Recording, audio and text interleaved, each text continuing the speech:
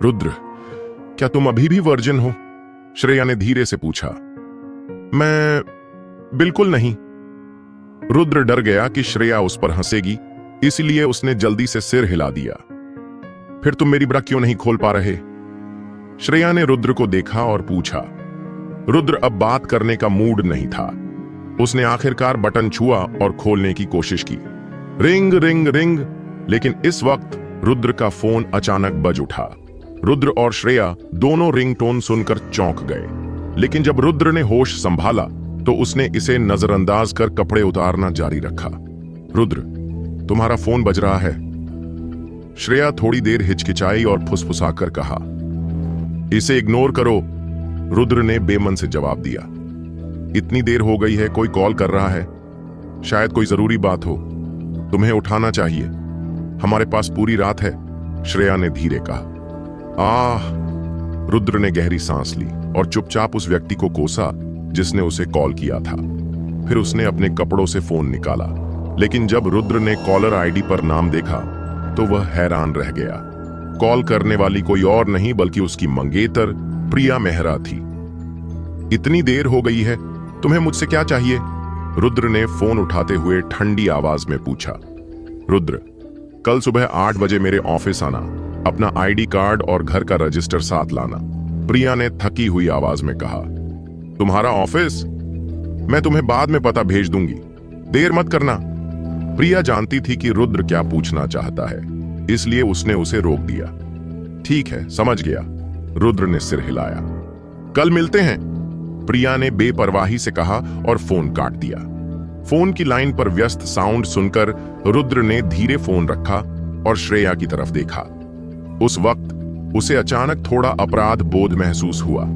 भले ही वह और प्रिया केवल नाम के लिए पति पत्नी थे, लेकिन प्रिया ने कभी भी उसे निराश नहीं किया। लेकिन अब वह उसके पीछे किसी औरत के साथ मस्ती कर रहा था। अगर बात को दूसरे नजरिए से देखा जाए तो क्या रुद्र प्रिया को किसी और आदमी के साथ बिस्तर पर लेटा देख पाता? बिल्कुल नहीं। अगर किसी ने प्रिया को प्रपोज किया भी तो भी रुद्र को बहुत असहज महसूस होता, और साथ ही किसी और आदमी के साथ उसी बिस्तर पर सोना तो वह बिल्कुल स्वीकार नहीं कर सकता था। इस वक्त गहरा अपराध बोध रुद्र के दिल को घेर चुका था। किसने तुम्हें कॉल किया? श्रेया ने देखा कि रुद्र कुछ गलत है, इसलिए वह धीरे से पूछने लगी। श्रेया, मुझे लगता है अब मैं तुम्हारे साथ सो नहीं पाऊंगा, रुद्र ने कहा और बिस्तर पर पड़े कपड़े उठाकर पहनने लगा। क्यों? क्या हमने पहले सहमति नहीं बनाई थी? श्रेया ने यह सुनते ही जल्दी से उठकर उत्सुकता से रुद्र से पूछा। असल में मेरी एक मंगेतर है और कल हम शादी का रजिस्टर कराने वाले हैं। मुझे लगता है मैं उसे धोखा दे रहा हूं, इसलिए मैं तुम्हारी मदद नहीं कर सकता श्रेया, रुद्र ने धीरे से समझाया। तुम्हारी मंगेतर है? श्रेया हैरानी से देख रही थी। उसका चेहरा अविश्वास से भरा था। वह सोच रही थी कि रुद्र जैसे गरीब और हारा हुआ लड़के की कोई गर्लफ्रेंड नहीं होगी, लेकिन उसने कभी नहीं सोचा था कि रुद्र की मंगेतर भी है। हाँ, मेरी मंगेतर है, मुझे माफ करना श्रेया, रुद्र ने धीरे कहा।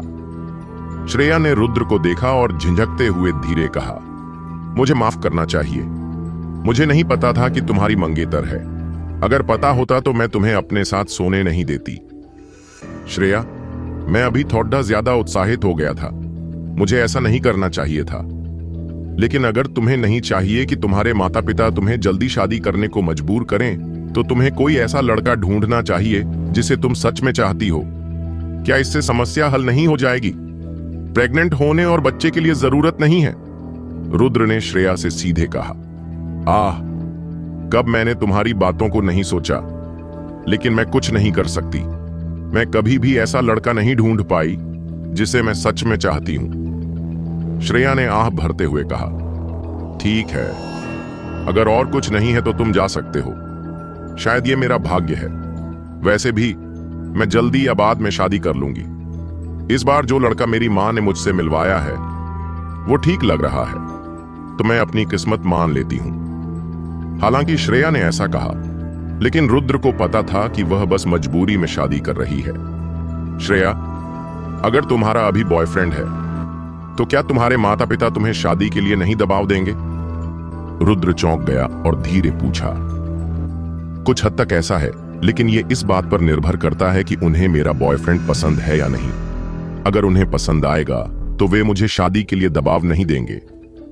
श्रेया ने रुकी और फिर धीरे कहा, अगर उन्हें पसंद नहीं आया लेकिन मैं उससे शादी करना चाहती हूं तो मुझे नहीं लगता कि मेरे माता पिता कुछ कहेंगे। समझ गया, रुद्र ने सोचते हुए सिर हिलाया। मेरे माता पिता मुझसे जल्दी शादी कराने के लिए दबाव डाल रहे हैं क्योंकि वे सोचते हैं कि मैं थोड़ी बड़ी हो गई हूं और जल्दी शादी करनी चाहिए। वे डरते हैं कि अगर मैं बड़ी हुई तो शादी नहीं हो पाएगी। श्रेया ने धीरे कहा, श्रेया, तुम अभी जवान हो, तुम्हें बाद में शादी करने में कोई दिक्कत नहीं होगी। मेरे पास एक तरीका है जिससे तुम्हारे माता पिता तुम्हें शादी के लिए दबाव देना बंद कर देंगे। रुद्र ने श्रेया को देखते हुए कहा, क्या तरीका है? श्रेया ने उत्साह से पूछा, क्या मैं तुम्हारा बॉयफ्रेंड बन जाऊं? जब मौका आए तो तुम मुझसे शादी करने की जिद करो। भले ही वे सोचें कि मैं गरीब हूं, वे तुम्हें किसी और से शादी करने के लिए मजबूर नहीं करेंगे। फिर जब तुम अपना पसंदीदा व्यक्ति पा जाओगी तो कह देना कि हम टूट गए। रुद्र ने मुस्कुराते हुए कहा, सही कहा, मुझे ये क्यों नहीं सूझा? श्रेया ने रुद्र को देखते हुए कहा। पहले वह सोच रही थी कि शादी से कैसे बचा जाए, लेकिन उसने कभी यह नहीं सोचा था कि वह एक ऐसा लड़का ढूंढ सकती है जो उसका बॉयफ्रेंड बनकर उसके माता पिता को धोखा दे सके। तब चाहे श्रेया के माता पिता कितने भी नाराज हों, वे उसे किसी और से शादी के लिए मजबूर नहीं करेंगे। रुद्र, तुम्हारा आइडिया बढ़िया है। जब तुम्हें फुर्सत मिले तो मैं तुम्हें अपने माता पिता से मिलवाऊंगी और कहूंगी कि तुम मेरे बॉयफ्रेंड हो। श्रेया खुशी से चिल्लाई। ठीक है, रुद्र ने हल्के से सिर हिलाया। बहुत धन्यवाद, ये पैसे लो। श्रेया बहुत उत्साहित थी कि रुद्र ने उसके बॉयफ्रेंड बनने के लिए हाँ कहा। उसने जल्दी से टेबल पर रखा नकद उठाया और रुद्र को दिया। श्रेया, मैंने अभी तुम्हारा बहुत फायदा उठाया है, इसे मेरी तरफ से तुम्हारे लिए चुकौती समझो। ये पैसे वापस ले लो, रुद्र ने बिना उत्साह के कहा। हालांकि 2 लाख रुपए रुद्र के लिए कुछ नहीं थे, लेकिन श्रेया के लिए बहुत बड़ी रकम थी, इसलिए रुद्र इसे स्वीकार करने का मन नहीं बना रहा था। यह सुनकर श्रेया ने अपने और रुद्र के बिस्तर पर किए गए पलों को याद किया और शर्म से लाल हो गई। ठीक है श्रेया, अगर और कुछ नहीं है तो मैं चलता हूं, रुद्र ने मुस्कुराते हुए कहा और फिर पलटकर विला से बाहर चला गया। श्रेया जमीन पर जमी हुई खड़ी रही, रुद्र को जाते हुए देख रही थी। उसकी आंखों में एक शक की चमक थी। श्रेया को एहसास हुआ कि रुद्र गरीब या हारा हुआ इंसान बिल्कुल नहीं लग रहा था। नहीं तो फिर रुद्र उसकी पैसों में कोई दिलचस्पी क्यों नहीं ले रहा था? विला छोड़कर रुद्र ने टैक्सी पकड़ी और घर की ओर भागा। रुद्र अपने ठंडे बिस्तर पर अकेला लेटा था। जब उसने माया के आकर्षक शरीर को याद किया तो वह थोड़ा निराश महसूस करने लगा। अगर प्रिया का कॉल नहीं आता तो रुद्र माया के साथ अपना कार्य पूरा कर चुका होता। वह माया के घर के बड़े बिस्तर पर माया को बाहों में लेकर लेटा होता। आह, मेरी प्यार में किस्मत हाल ही में थोड़ी ही निराशाजनक रही है। छोड़ो, अब इसे मत सोचो, मुझे अभी भी कल प्रिया से अपनी शादी का रजिस्ट्रेशन कराना है। रुद्र ने धीरे से आह भरी, फिर आंखें बंद कर धीरे धीरे सो गया। अगले दिन सुबह 8 बजे रुद्र अपनी पहचान पत्र और परिवार रजिस्टर लेकर उस कॉस्मेटिक्स कंपनी में पहुंचा जहां प्रिया काम करती थी। प्रिया का ऑफिस मुंबई के दक्षिणी हिस्से में था। यह न तो बड़ा था न छोटा, लगभग 70 से 80 लोग काम करते थे। कंपनी में प्रवेश करते ही रुद्र को अंदर की सजावट बहुत स्टाइलिश लगी। ये किसी लिस्टेड कंपनी जैसी लग रही थी। हेलो सर, क्या आप किसी को ढूंढ रहे हैं? खूबसूरत रिसेप्शनिस्ट ने धीरे से पूछा। मैं प्रिया को ढूंढ रहा हूं, रुद्र ने बेरुखी से जवाब दिया। सर माफ करें, मिस मेहरा मीटिंग में है, आप प्रतीक्षा कक्ष में बैठकर इंतजार कर सकते हैं, रिसेप्शनिस्ट ने जल्दी से कहा। ठीक है, रुद्र ने सिर हिलाया और प्रतीक्षा कक्ष में चला गया। रिसेप्शनिस्ट ने उत्साह से रुद्र को 1 गिलास पानी दिया। रुद्र रिसेप्शन रूम के सोफे पर बैठा और ऑफिस के चारों ओर देखा। कुछ ही देर में उसकी नजर कंपनी के कॉन्फ्रेंस रूम पर पड़ी। चूंकि मीटिंग रूम में कांच के दरवाजे थे, रुद्र अंदर प्रिया को देख सकता था, लेकिन सुन नहीं सकता था कि वह क्या कह रही है। प्रिया का चेहरा थोड़ा बेचैन लग रहा था क्योंकि वह सूट पहने एक मध्यम आयु के आदमी से बहस कर रही थी। क्या प्रिया किसी समस्या में है? रुद्र ने सोचा। रुद्र? इसी वक्त एक परिचित आवाज ने उसका नाम लिया। रुद्र थोड़ी देर के लिए हैरान रह गया। वह मुड़ा और देखा कि उसके सामने खड़ी माया थी, जो प्रिया की कजिन थी। तुम मेरी कजिन के ऑफिस में क्यों हो? माया ने उलझन भरे चेहरे के साथ पूछा। यह मेरी मंगेतर का ऑफिस है, मैं यहां नहीं रह सकता? रुद्र ने पूछा। तुम? माया ने रुद्र को घूरते हुए फुसफुसाया। कितनी बेईमानी है। तुम और मेरी कजिन सिर्फ नाम के पति पत्नी हो, क्या तुम्हें पता नहीं? आज तुम्हारी कजिन को क्या हुआ? मुझे लगता है वह मीटिंग रूम में किसी से बहस कर रही है। रुद्र माया से बहस करने का मूड नहीं था। उसने हिचकिचाते हुए मीटिंग रूम की ओर इशारा किया। तुम्हें अभी भी पूछने की हिम्मत है? यह सब तुम्हारी वजह से है कि मेरी कजिन को बहस करनी पड़ी? माया और भी गुस्से में आ गई और उसे घूरने लगी। मेरी वजह से? रुद्र हैरान और बहुत उलझन में था। उसे समझ नहीं आया कि प्रिया की मीटिंग रूम में किसी से बहस का उससे क्या लेना देना। अगर आज प्रिया ने उसे यहां नहीं बुलाया होता तो रुद्र को पता भी नहीं चलता कि प्रिया एक कॉस्मेटिक्स कंपनी चलाती है। मैं कभी इस ऑफिस में नहीं आया। मीटिंग रूम में उनकी बहस का मुझसे क्या संबंध? रुद्र ने माया से पूछा। मुझसे बेवकूफ मत बनाओ। मेरी कजिन और बाकी लोग तुम्हारी वजह से ही बहस कर रहे हैं। अगर मिस्टर शेखावत जूनियर ने प्रिया की कंपनी में निवेश रद्द नहीं किया होता तो ये शेयर होल्डर्स क्यों आए और परेशानी क्यों पैदा की? माया ने धीरे से कहा। Mister Shekhawat junior? यह सुनकर रुद्र हैरान रह गया। फिर उसे याद आया कि वह अमीर लड़का जो कल रात प्रिया को प्रपोज कर रहा था, वही मिस्टर शेखावत जूनियर था। माया, क्या तुम और स्पष्ट हो सकती हो? आज की घटना मेरा उससे क्या संबंध है? रुद्र ने गंभीर होकर पूछा। माया ने रुद्र को तंज कसते हुए कहा, हाँ, तुम तो बस एक डिलीवरी बॉय हो। अगर मैं तुम्हें बता भी दूं तो तुम कोई समस्या हल नहीं कर पाओगे। फिर तुम्हें इतनी जानने की क्या जरूरत है? प्रिया मेरी मंगेतर है। क्या मैं अपनी मंगेतर की परवाह नहीं कर सकता? रुद्र ने धीरे से कहा। तुम क्या समझते हो, अगर प्रिया के पास तुम्हारे जैसे बेकार मंगेतर न होते तो ये लोग उसे इतना परेशान नहीं करते। माया को प्रिया के लिए दया महसूस हो रही थी, पर वह कड़वे लहजे में बोल रही थी। क्या चल रहा है? क्या तुम मुझे साफ साफ समझा सकती हो? जितना माया बोली, रुद्र उतना ही बेचैन होता गया। जब माया ने रुद्र की बेचैनी देखी तो वह भी चौंक गई। फिर उसने धीरे से कहा, यह कंपनी प्रिया की अपनी कॉस्मेटिक्स कंपनी है। इसके मुख्य उत्पाद ओप्राना में बने कॉस्मेटिक्स हैं। और?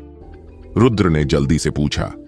जब कंपनी बनी तो प्रिया ने अपने परिवार से 10 मिलियन रुपये स्टार्टअप कैपिटल के तौर पर लिए। उसने सोचा था कि 10 मिलियन रुपये काफी होंगे, लेकिन आधा साल कंपनी चलने के बाद पता चला कि हमारे कॉस्मेटिक्स की मार्केट में प्रतिक्रिया अच्छी नहीं है। ज्यादातर ग्राहक विदेशी ब्रांड्स पसंद करते हैं। मेरी कजिन ने स्टार्टअप फंड्स में से पूरा 10 मिलियन खर्च कर दिया, लेकिन कंपनी अभी भी घाटे में है। माया ने फुसफुसाते हुए कहा। तुम्हारे कहने का इसका मुझसे क्या लेना देना? रुद्र ने बेचैनी से पूछा। धैर्य रखो। क्या मैं धीरे धीरे सब बताऊं? अगर तुम्हें सुनना नहीं है तो मैं नहीं बताऊंगी। माया ने रुद्र को घूरते हुए कहा। ठीक है, बताओ। प्रिया के परिवार को लगता है कि यह कॉस्मेटिक्स कंपनी घाटे में है और मार्केट रिस्पॉन्स अच्छा नहीं है, इसलिए वे चाहते हैं कि वह इस कंपनी को छोड़ दे। लेकिन प्रिया हमेशा से एक ऐसा ब्रांड बनाना चाहती है जो ओप्राना का हो, इसलिए वह ऐसा करने से इनकार करती है। इसी वजह से प्रिया अक्सर अपने पिता से झगड़ती रहती है। आखिरकार मेरे अंकल उसे मना नहीं पाए और प्रिया को कंपनी चलाने की अनुमति दे दी, लेकिन अब वे उसे कोई और आर्थिक मदद नहीं देंगे। इसके अलावा कुछ समय पहले मेरे अंकल की कंपनी को भी आर्थिक समस्याओं का सामना करना पड़ा था। माया ने धीरे से कहा। रुद्र ने माया की ओर देखा, लेकिन कुछ नहीं कहा। उसे अब भी समझ नहीं आ रहा था कि माया किस बारे में बात कर रही थी और कॉन्फ्रेंस रूम में किस बात पर बहस हो रही थी। बिना मेरे अंकल की आर्थिक मदद के कंपनी सामान्य रूप से नहीं चल सकती थी। प्रिया को मजबूरन बाहरी निवेश की तलाश करनी पड़ी। सौभाग्य से प्रिया काफी लोकप्रिय है। उसने कंपनी के 50% शेयर कॉन्फ्रेंस रूम में बैठे लोगों को बेच दिए। माया ने कॉन्फ्रेंस रूम की ओर देखते हुए धीरे से कहा, तो ये सभी लोग प्रिया की कंपनी के शेयर होल्डर हैं? रुद्र कुछ क्षण के लिए हैरान रह गया। हाँ, ये सभी शेयर होल्डर हैं। माया ने हल्के से सिर हिलाया और फिर भौहें चढ़ाते हुए बोली, शेयर बेचने के बाद प्रिया को कुछ पैसा मिल गया और उसने कॉस्मेटिक्स कंपनी को चलाना जारी रखा, लेकिन कंपनी में फिर भी कोई सुधार नहीं हुआ। अब ये शेयर होल्डर्स प्रिया को परेशान कर रहे हैं। वे चाहते हैं कि प्रिया कंपनी के बिजनेस स्ट्रैटेजी में बदलाव करे। फिर रुद्र ने पूछा। प्रिया ने यह कंपनी अपना खुद का ब्रांड बनाने के लिए शुरू की थी। वो किसी विदेशी एजेंट की तरह काम करना नहीं चाहती, इसीलिए उसने शेयर होल्डर्स के विचार से सहमत होने से मना कर दिया और अब ये लोग अपने शेयर वापस लेना चाहते हैं। माया ने धीरे से कहा, अगर वे अपने शेयर वापस लेना चाहते हैं तो लेने दो। रुद्र ने लापरवाही से कहा, माफ कीजिए, आपके पास दिमाग है? माया ने आंखें तरेरते हुए कहा, अगर ये सभी लोग अपने शेयर वापस ले लेते हैं तो प्रिया को बहुत भारी भरकम सेवरेंस पेमेंट देनी होगी और उसके पास फिलहाल वो पैसे नहीं हैं। अगर वह पैसे नहीं दे पाई तो? रुद्र ने चिंतित होकर पूछा। अगर वह पेमेंट नहीं कर पाई तो ये लोग कोर्ट में केस कर देंगे। केस हारने पर कंपनी को दिवालिया घोषित करना पड़ेगा। समझ गया? रुद्र ने धीरे से सिर हिलाया। अब जाकर उसे सारी स्थिति समझ में आई। असल में प्रिया की कंपनी घाटे में चल रही थी। शेयर होल्डर्स अपने शेयर वापस लेना चाहते थे, लेकिन प्रिया उन्हें पेमेंट नहीं कर सकती थी। पर रुद्र को यह समझ नहीं आया कि इस सब का उससे क्या लेना देना था। मैं समझ गया कि तुम क्या कह रही हो, लेकिन इस सब का मुझसे क्या संबंध है? रुद्र ने माया से पूछा। अब भी पूछ रहे हो? माया ने रुद्र को घूरते हुए कहा, कल रात एक अमीर लड़का मिस्टर शेखावत जूनियर प्रिया की कंपनी में निवेश करना चाहता था। अगर उसका निवेश मिल जाता तो कंपनी संभल सकती थी और ये शेयर होल्डर्स प्रिया को तंग करने नहीं आते। तो ये सब मुझसे कैसे जुड़ा है? रुद्र चौंका। कैसे नहीं जुड़ा? जब मिस्टर शेखावत जूनियर ने प्रिया को प्रपोज किया तो उसने ये कहकर मना कर दिया कि उसकी पहले से सगाई हो चुकी है, इसीलिए उन्होंने अपना निवेश वापस ले लिया। अब जब शेयर होल्डर्स को पता चला कि निवेश नहीं आया तो वे सब कंपनी में हंगामा करने आ गए। माया ने गुस्से से कहा। अब जाकर रुद्र को समझ आया, कल रात बार में जो अमीर लड़का था वही प्रिया का संभावित निवेशक था। अब भी कहोगे कि तुम्हारा इससे कोई लेना देना नहीं? माया ने घृणा से कहा, अगर तुम न होते तो मिस्टर शेखावत जूनियर प्रिया का प्रस्ताव स्वीकार कर लेते और कंपनी को फंडिंग मिल जाती। रुद्र ने कॉन्फ्रेंस रूम की ओर देखा। वह थोड़ा असमंजस में था।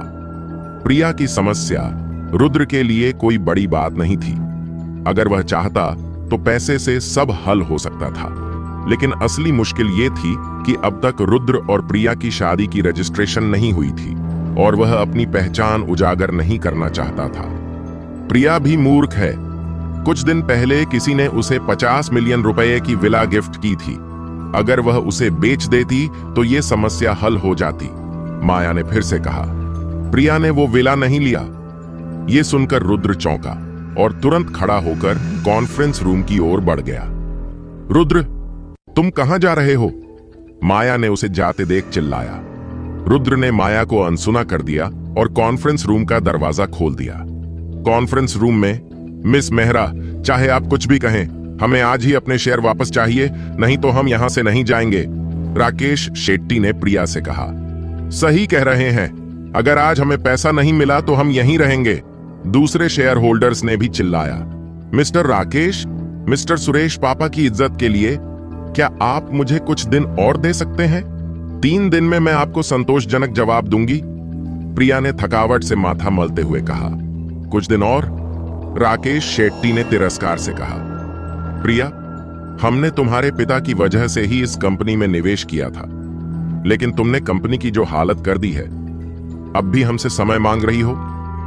मुझे पता है आप सबने हमेशा मेरा साथ दिया है, लेकिन इस वक्त मेरे पास पैसे नहीं हैं। प्रिया ने कोशिश की समझाने की। क्या? मिस्टर शेखावत जूनियर कुछ दिन पहले निवेश करना चाहते थे, तुमने मना क्यों किया? आज जवाब दो। राकेश गरज उठा।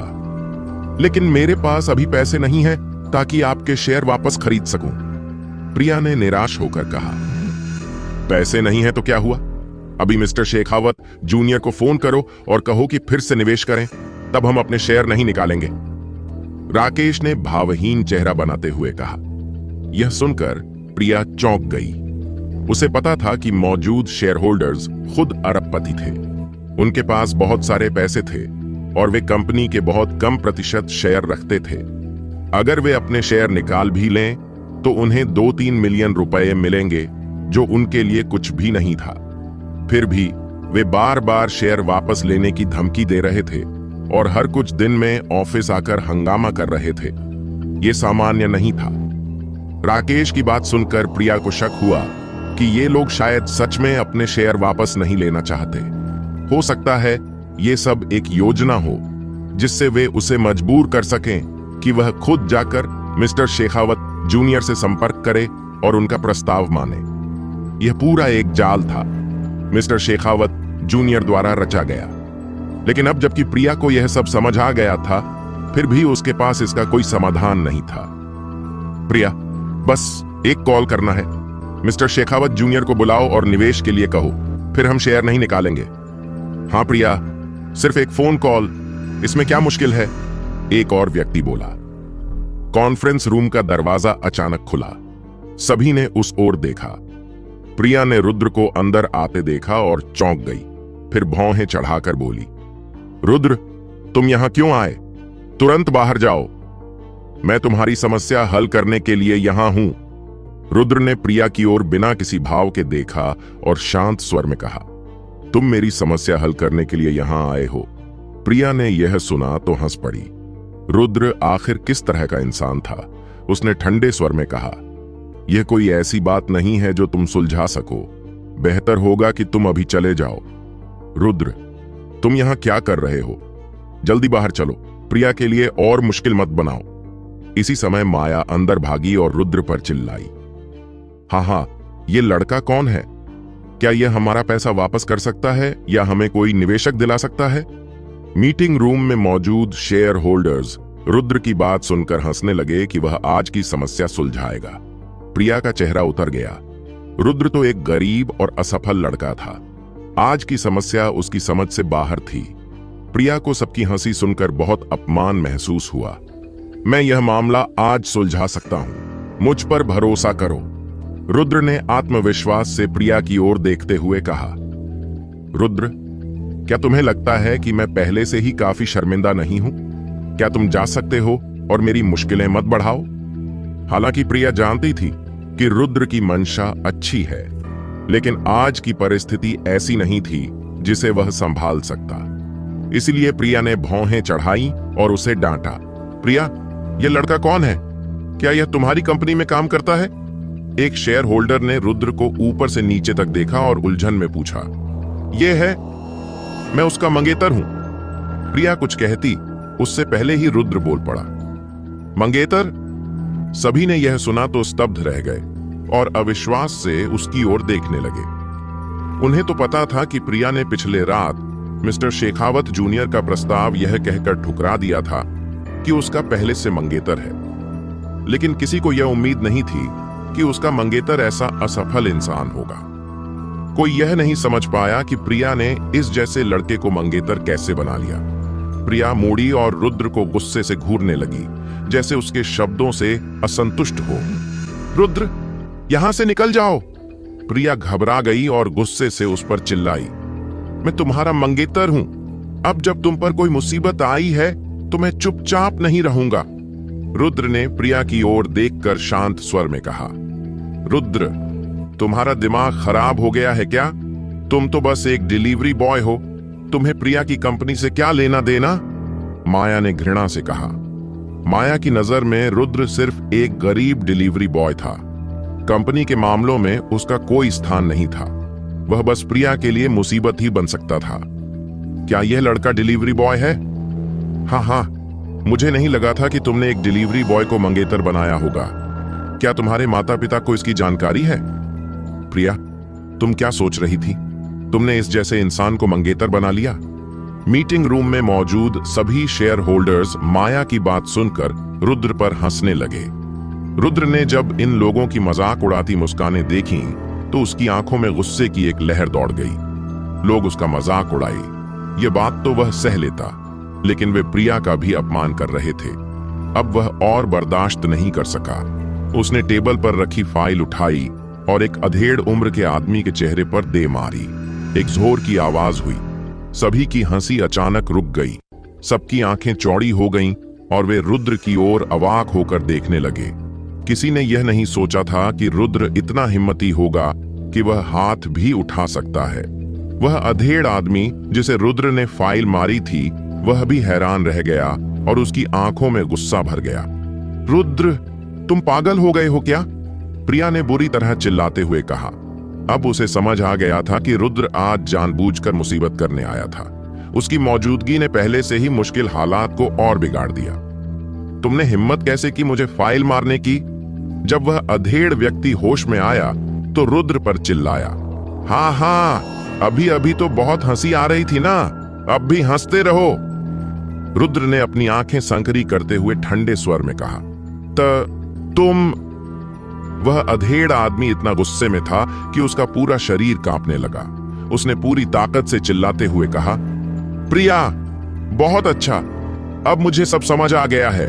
तुमने आज इस लड़के को मुझे अपमानित करने के लिए बुलाया है ना? मैंने तो सोचा था तुम्हें एक मौका दूंगा, लेकिन अब जब तुम्हें हमारे जज्बातों की परवाह ही नहीं है तो फिर मुझे भी कोई रहम नहीं करना है। मैं आज ही अपनी हिस्सेदारी वापस ले रहा हूं। हाँ, हम भी अपनी हिस्सेदारी वापस लेंगे। हम भी। बाकी शेयर होल्डर्स भी उठकर प्रिया पर चिल्लाने लगे। मिस्टर शेट्टी, आप गुस्सा मत होइए।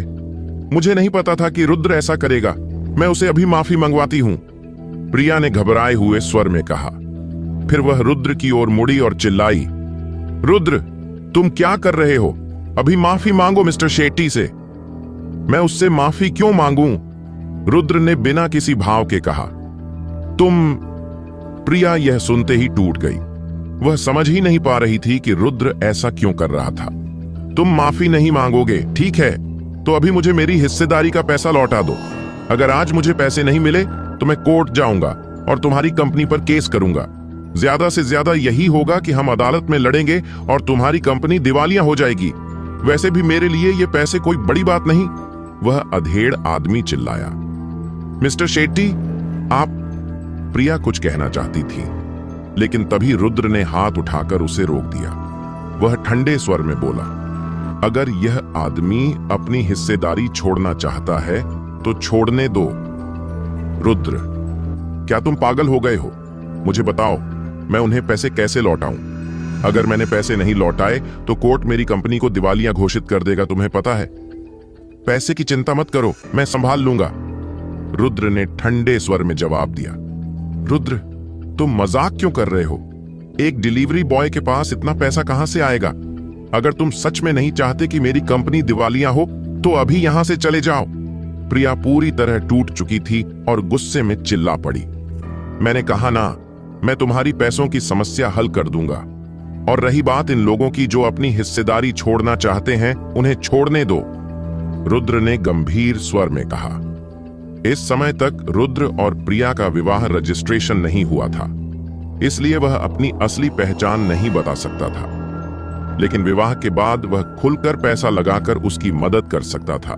तुम ये मामला सुलझाओगे?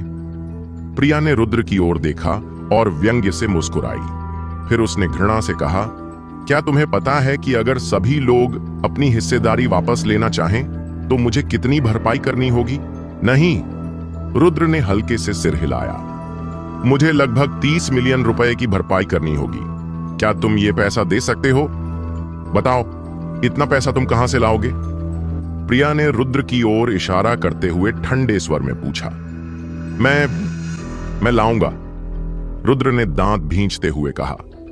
बताओ तो सही, क्या तुम बार में वेटर बनकर ये 30 मिलियन कमाओगे या फिर खाना डिलीवर करके? प्रिया इस समय बहुत उत्तेजित थी और रुद्र पर बिना कोई रहम किए चिल्ला रही थी। हा हा हा। जब सबने प्रिया की बात सुनी तो हंसने लगे। किसी ने नहीं सोचा था कि प्रिया का मंगेतर न सिर्फ एक गरीब डिलीवरी बॉय है बल्कि बार में वेटर भी है। एक ऐसा गरीब लड़का जो दावा कर रहा था कि वह भरपाई के लिए 30 मिलियन रुपए दे सकता है। ये एक बड़ा मजाक था। रुद्र, मुझे शर्मिंदा मत करो, अभी यहां से जाओ, नहीं तो मैं सिक्योरिटी बुला लूंगी। प्रिया ने भीड़ की हंसी सुनकर कुछ राहत महसूस की और ठंडे स्वर में कहा। रुद्र ने प्रिया की ओर देखा लेकिन कुछ नहीं कहा। क्या देख रहे हो? मैंने कहा ना, बाहर जाओ। प्रिया ने देखा कि रुद्र अभी भी खड़ा है तो चिल्लाई। रुद्र के मन में सिर्फ एक ही बात चल रही थी, नेहाल को बुलाकर 30 मिलियन कैश लाना और सबको तमाचा मारना। लेकिन वह जानता था कि अभी वह ऐसा नहीं कर सकता क्योंकि वह और प्रिया अभी शादीशुदा नहीं थे। अगर उसने अभी नेहाल को बुलाया तो उसकी असली पहचान उजागर हो जाती। मैं तुम्हारे लिए एक निवेशक ला सकता हूं। वह न सिर्फ तुम्हारी कंपनी में निवेश करेगा बल्कि कंपनी को सामान्य स्थिति में लाने में भी मदद करेगा और भरपाई की रकम भी वही देगा। रुद्र ने धीरे से कहा, प्रिया की ओर देखते हुए। तुम एक निवेशक ला सकते हो और वह मेरी भरपाई भी करेगा। प्रिया ने थके हुए अंदाज में सिर हिलाया और कड़वा मुस्कुराई। रुद्र, मैं तुमसे हाथ जोड़कर कहती हूं, मजाक मत करो। चलो मान लिया कि वह मेरी कंपनी में निवेश करेगा, लेकिन वो मेरी भरपाई क्यों करेगा? तुम खुद को क्या समझते हो? मैं अभी उसे कॉल कर सकता हूं, रुद्र ने शांत स्वर में कहा। तुम उसे अभी बुला सकते हो? यह सुनकर प्रिया हैरान रह गई। उसने आश्चर्य से रुद्र की ओर देखा। अब प्रिया को लग रहा था कि शायद रुद्र मजाक नहीं कर रहा। हां, मैं अभी उस निवेशक को बुला सकता हूं और वह तुम्हारी कंपनी में निवेश करेगा और उसकी रकम मिस्टर जूनियर शेखावत से भी ज्यादा होगी, रुद्र ने आत्मविश्वास से कहा। रुद्र, अब झूठ बोलना बंद करो और अपने काम पर जाओ, प्रिया ने सिर पकड़ते हुए थक कर कहा। मैं झूठ नहीं बोल रहा हूं। प्रिया, क्यों ना इस लड़के को कॉल करने दो। देखना चाहता हूं कि क्या वह सच में तुम्हारी कंपनी में निवेश करवाने वाला कोई व्यक्ति ला सकता है। अगर वह आज किसी को ले आता है तो हम अपनी हिस्सेदारी वापस नहीं लेंगे। बीच में एक अधेड़ व्यक्ति ने सुझाव दिया। अगर वापस लेनी है तो ले लो, नहीं लेनी तो मत लो। रुद्र ने उस आदमी की ओर देखा और फिर गरजते स्वर में कहा, जिन लोगों ने अभी थोड़ी देर पहले कहा था कि वे अपनी हिस्सेदारी वापस लेंगे, उन्हें आज ही कंपनी से बाहर जाना होगा। रुद्र को लगा कि अगर ये लोग नहीं भी जाते तो भी ये कंपनी के लिए मुसीबत बनेंगे, इसलिए इन्हें बाहर निकालना ही बेहतर है। इसके बाद वह नेहाल को बुलवाएगा और इनकी हिस्सेदारी खरीदकर कंपनी प्रिया के हवाले कर देगा। अब रुद्र के पास बहुत पैसा था। 30 मिलियन तो कुछ भी नहीं था, 300 मिलियन भी खर्च कर सकता था। जब सबने रुद्र की यह बात सुनी तो दंग रह गए। किसी ने नहीं सोचा था कि रुद्र इतना जिद्दी होगा कि सारे शेयर होल्डर्स को कंपनी से निकालना चाहेगा। लड़के, यहां बड़ी बड़ी बातें बंद करो, पहले किसी निवेशक को ढूंढ कर दिखाओ, फिर बात करना, अधेड़ आदमी ने ठंडे स्वर में कहा। मैं अभी कॉल करता हूं। रुद्र ने प्रिया की ओर देखा और अपना फोन निकालकर मीटिंग रूम से बाहर जाने लगा। प्रिया ने निराशा से उसकी ओर देखा। वह उलझन में थी कि क्या रुद्र सच कह रहा है या सिर्फ मजाक। चूंकि रुद्र अपनी पहचान अभी उजागर नहीं कर सकता था, इसलिए वह किसी शांत जगह जाकर नेहाल को कॉल करना चाहता था। लेकिन इसके पहले कि रुद्र मीटिंग रूम से बाहर जाता, एक नौजवान लड़का जो अरमानी शर्ट पहने था अकड़ते हुए अंदर आया। रुद्र ने ऊपर देखा और पहचाना कि वह और कोई नहीं बल्कि वही रईस लड़का मिस्टर जूनियर शेखावत था, जिसने कल रात बार में प्रिया को प्रपोज किया था। Mister junior Shekhawat, mister junior Shekhawat. सभी ने उसे देखा और चापलूसी में खड़े हो गए। यह साफ था कि इन लोगों ने पहले से ही मिस्टर जूनियर शेखावत से साठगांठ कर ली थी, नहीं तो ये ऐसा व्यवहार नहीं करते। प्रिया, क्या हुआ? तुम्हारा ऑफिस आज बहुत ज्यादा हलचल भरा लग रहा है, मिस्टर जूनियर शेखावत मुस्कुराते हुए प्रिया से बोला। करण, नाटक मत करो, प्रिया ने शांत स्वर में जवाब दिया। नाटक? कौन सा नाटक? क्या तुमने आज का पूरा प्लान नहीं बनाया था?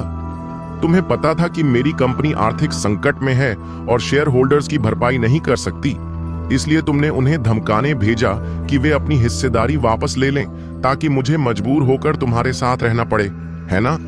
प्रिया ने उसकी ओर देखते हुए कहा। हाँ हाँ। करण ने नहीं सोचा था कि प्रिया को यह सब पहले से पता होगा। वह मुस्कुराया और बोला, प्रिया, मुझे नहीं लगा था कि तुम इतनी समझदार हो। हाँ, ये सब मैंने ही प्लान किया था, लेकिन मजबूरी में। कैसी मजबूरी? प्रिया ने व्यंग्य से कहा। क्या मैं ये सब तुम्हारे लिए नहीं कर रहा? अगर तुमने अपने मंगेतर को छोड़ दिया होता और मेरे साथ रहने के लिए हां कर दी होती तो सब आसान होता, करण ने मजाकिया लहजे में कहा। प्रिया ने उसे देखा लेकिन कुछ नहीं कहा।